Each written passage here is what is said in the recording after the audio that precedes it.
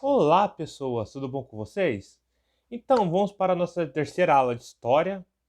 Uma aula pós-feriado, para a gente começar a engatar firme esse ano, que a gente sabe, né? Dizem que o ano só começa depois do carnaval. Como não foi aqueles carnavais dos carnavais, mas sei que muitos de vocês viajaram, muitos de vocês descansaram, então vamos para a aula de história. Hoje o tema é cultura e tempo. Na aula passada, a gente discutiu sobre a linha do tempo histórica.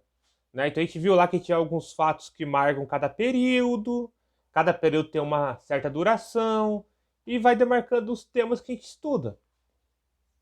Como é linha do tempo, a gente tem que definir o que é tempo. Né? E também nós temos que definir o que é cultura, que é uma das coisas que a história vai estudar. Então, o que é cultura? Primeiramente, a gente vai discutir o que é cultura.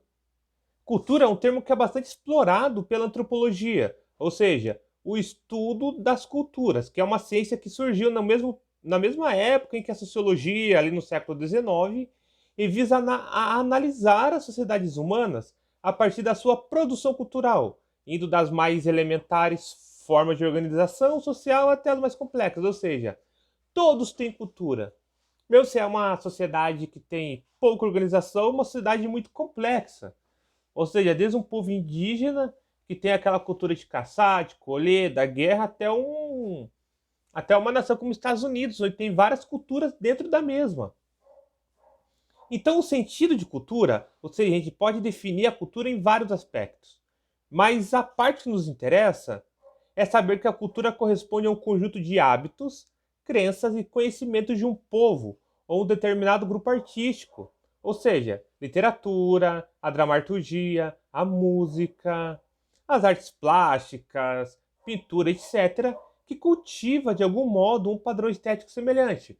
Por exemplo, quando a gente vai falar do movimento renascentista, tanto as ciências, a literatura, as artes vão ter características que se deixam parecidas. Então a gente pode dizer que é um movimento cultural. Também vamos dizer do folclore brasileiro. É uma manifestação cultural, porque são todos elementos que se baseiam na natureza, né? Que tem o Saci Pererê, a cuca. Então são elementos que fazem parte de um grupo social.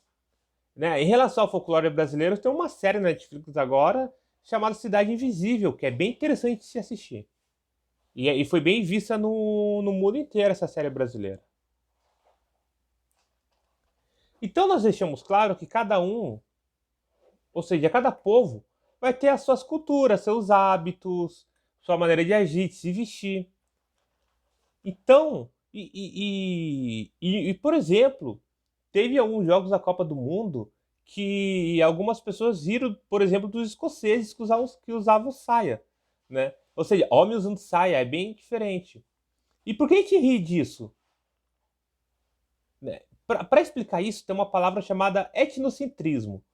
Ou seja, é uma palavra que vem de enxergar uma outra etnia com base na sua própria etnia. Ou seja, você ver a cultura da outra pessoa com base na sua.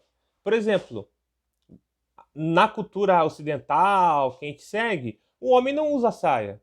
Mas na escocesa, sim. Então a gente vê, cara, mas homem não usa saia, por que eles estão usando?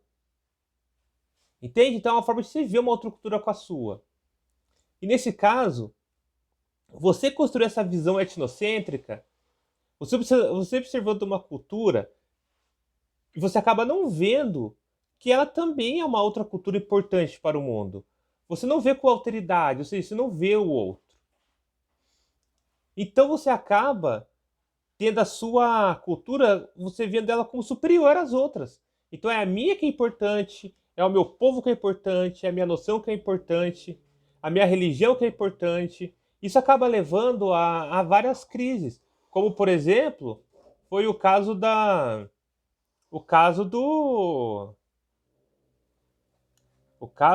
gente, só fugiu a palavra, do nazismo, por exemplo, porque era a cultura alemã que era importante, né? Os arianos que eram importantes e nada mais estava. O que eles fizeram? mataram milhões de judeus por uma questão etnocêntrica, uma questão de só havia um povo. Quando os europeus chegaram no Brasil, por exemplo, quando os portugueses vieram para cá, viram índios que eles não achavam que eram humanos, que não tinham alma. Não viram a cultura imensa que tinha construída já, não viram que tinha uma organização social por trás disso. Como eu falei para vocês aqui, né? Vemos o nosso lado esquerdo da tela, a kilt, que é a vestimenta escocesa. Da onde que vem? Por que eles usam esse vestido? Essas saias são feitas de lãs, né? E como lá na Irlanda, na Escócia, era uma região muito fria, eles se protegiam com esse tecido. E elas são xadrez porque eles pintavam nessa roupa com cores que achavam na natureza naquela região. Então, por ser uma região muito grande, às vezes no norte eles tinham a saia vermelha com azul, no leste eles tinham a saia verde com verde escuro ou com preto. Então era possível identificar, inclusive, de qual clã, qual família era cada pessoa por cada kilt. Então o movimento romântico em 1800 reviveu essa tradição e acabou virando um símbolo da Escócia atual usar a kilt, usar a saia. E do lado direito, nós vemos as Karens, que é o nome dessa aldeia tailandesa de Midsommar, dessas mulheres que usam esses anéis no pescoço. Há muitas explicações que falam do porquê esses anéis são colocados. A menina, desde os 5 anos, começa a passar um anel. Ele pode usar desde até 25 anéis durante sua vida toda. Né? Se acredita que o pescoço é alongado, mas o que acontece, na verdade, é os ombros indo cair com o peso desses anéis. Então vai amassando as costelas, vão deixando uma perto da outra. E vai ficando esse formato do pescoço de girafa. Elas também são conhecidas como mulheres girafas. A tradição diz que esse costume nasceu porque era uma forma de se protegerem dos ataques de tigres. Né? Porque o tigre pulava geralmente no pescoço deles, e quando eles mordiam os metais, elas conseguiam fugir. Então viu como é interessante a gente conhecer a cultura antes de criticá-la, porque a gente fica sabendo dos pormenores, né, de coisas interessantes sobre tal cultura, que a gente não conhece no dia a dia. E isso acaba gerando você conhecer aquilo, você não ter um preconceito sobre aquilo.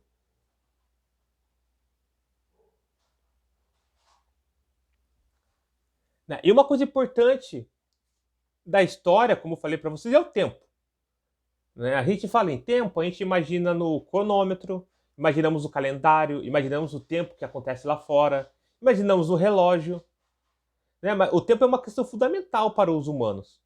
Inicialmente, os primeiros homens a habitar a Terra determinavam a contagem desse tempo por meio da constante observação de fenômenos naturais, ou seja, chuva, sol, noite e dia. Então, dessa forma, as primeiras referências de contagem do tempo estipulavam que o dia e a noite, as fases da Lua, a posição dos astros, a variação das marés, o crescimento das colheitas, ou seja, o quanto de tempo se passou. Os calendários antigos citavam, por exemplo, a colheita.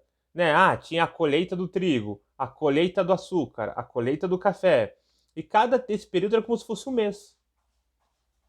Então nós tínhamos diversos critérios para a gente medir o tempo. Então, a maneira que o homem conta o tempo, ele é influenciado pela maneira como a vida é compreendida.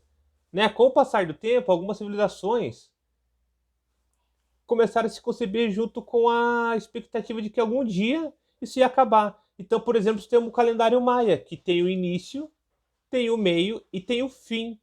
E esse fim não é um fim de tudo, é o fim de um ciclo. E aí se começaria outro ciclo.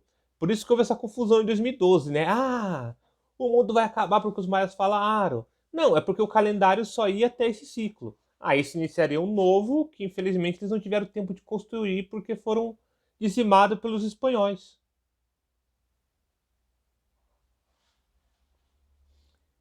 Aí a gente vai ter o tempo cronológico que o homem vai montar, né? Que a gente mede pelo relógio, pelo calendário e pelas coisas. E em história, tem uma noção muito legal que a gente estuda, que é o tempo histórico. Né? Então a contagem do tempo, ela não é o principal interesse da história. A gente usa ele para colocar marcas cronológicas nos fatos históricos. Então a gente não usa o tempo cronológico para falar da história, mas sim para demarcar algumas coisas. Então a gente vai utilizar em história o chamado tempo histórico, né? Que é um tempo que ele tem uma diferença desse tempo que a gente usa para marcar nosso dia a dia. Enquanto os calendários trabalham com constantes e medidas exatas, por exemplo, dia, hora, minuto, segundo, o segundo tem 60 milésimos, o minuto tem 60 segundos, a hora tem 60 minutos, um dia tem 24 horas e por assim vai. Então, o tempo histórico ele vai ser marcado pela seguinte divisão. Vamos ter o tempo de longa duração, média duração e curta duração. Dessa forma, cada evento vai estar dentro de um desses. A gente consegue organizar a sociedade dessa maneira. Por exemplo, que nem eu falei para vocês, a Idade Média. A gente vai pegar ele como um tempo de longa duração. Por quê? Vai ser todo um povo que durante 1000 anos vai pensar igual. Aí vamos pegar um evento como o Renascimento. Vai ser um evento de curta duração, porque durante um pouco período vão ocorrer mudanças que vão classificar aquele fato histórico. Então assim a gente vai classificando as coisas nesses três modos. O tempo de longa duração, o tempo de média duração e o tempo de curta duração.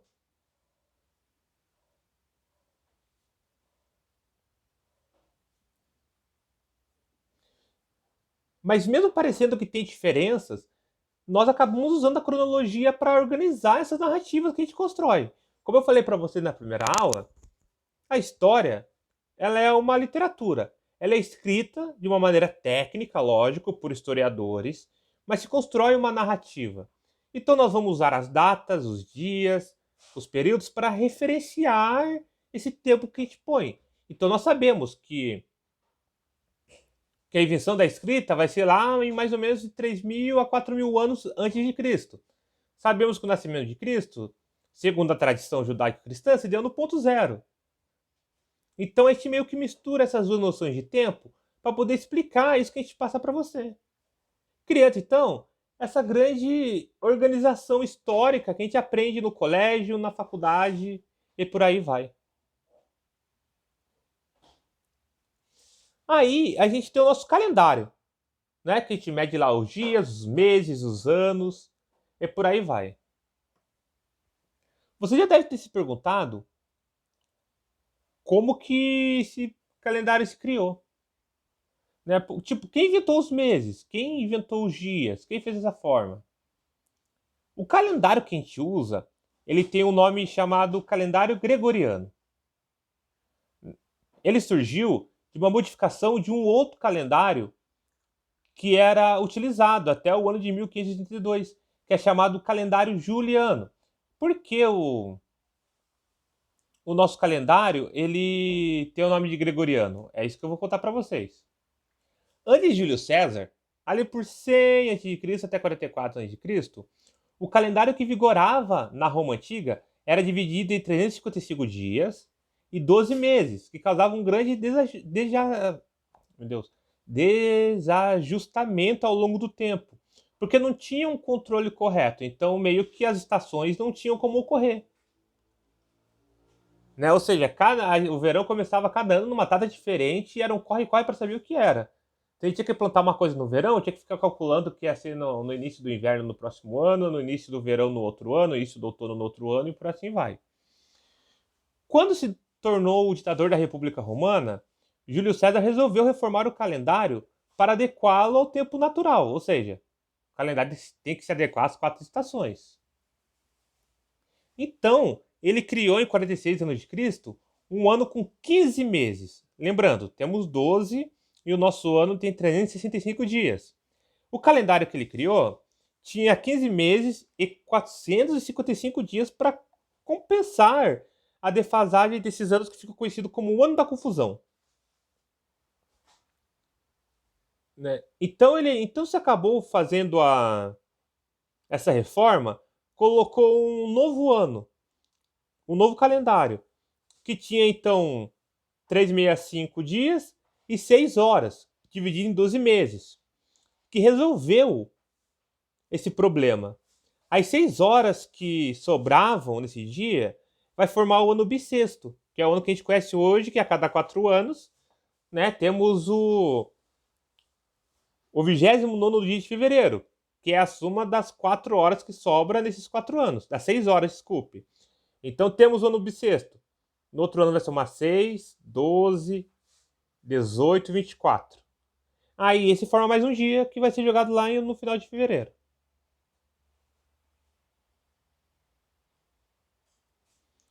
Então esse calendário, né, vai ser tentado ser resolvido, sendo adequado, ser colocado durante vários anos.